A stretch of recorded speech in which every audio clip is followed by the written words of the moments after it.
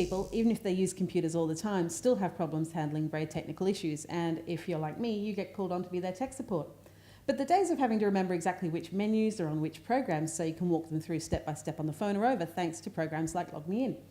If your family or friends have LogMeIn installed, then you can just log into their computer, solve the problem, and log out, leaving them problem-free.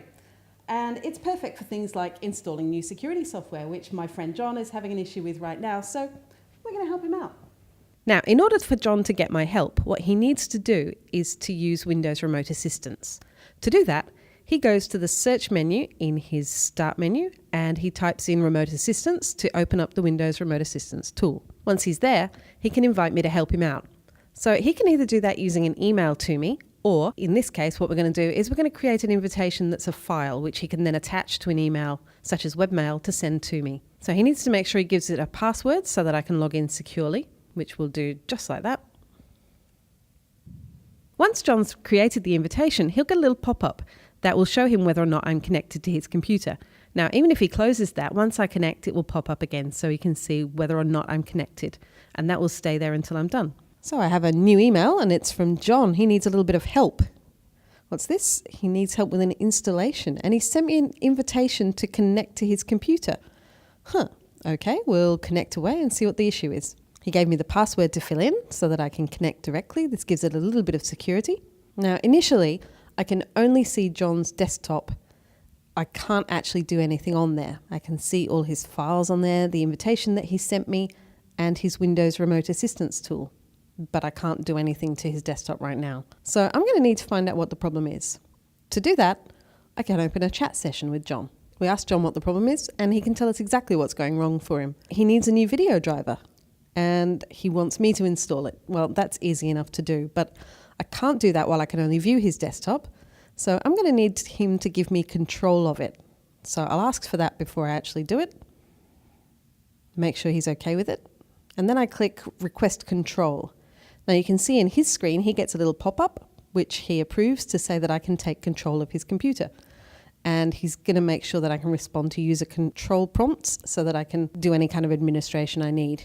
It'll take a moment to connect. And then there we go. You can see that I now have access to everything on his computer, and I can go straight to his browser to download the file he needs. Using LogMeIn to get control of someone else's desktop to help them out is actually quite a little bit easier than Windows. So John has LogMeIn installed, which is necessary before he starts this, and he just has to type LogMeIn into the search bar in Windows Vista or Windows 7 to launch LogMeIn.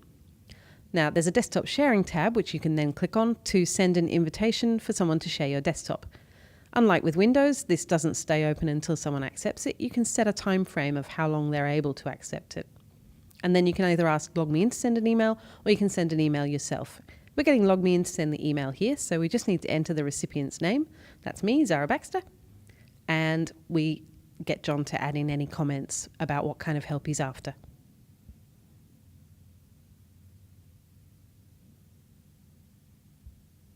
Once LogMeIn has sent the invitation, all we need to do is wait for a reply. So I connect to John's computer, and he will get a little pop-up that asks whether he's okay for me to connect. And once he ticks yes, that's fine, you can connect to my computer. I have access to John's computer just as I was sitting there. So he gets to approve whether or not he wants me to just look at his desktop or use it as a whiteboard, or whether he's okay for me to take control of the entire screen and all the files. So if you're using LogMeIn rather than Windows, you get a few additional options that are available to you while you're doing the desktop sharing. You can send special commands such as Control-Alt-Delete, Alt or Shift combinations. You can switch between full screen and just using it within your browser so that you can drag or drop files between the two desktops. And you can also add a laser pointer if you want to just use their screen as a whiteboard and show them how to do things. And we're done. And if your friend is worried about you having access to their system all the time, then they can send you an invite. So you just log in, solve the problem, and log out again. And that's the end of this how-to, but if you're after more how-tos, check the PC Authority website.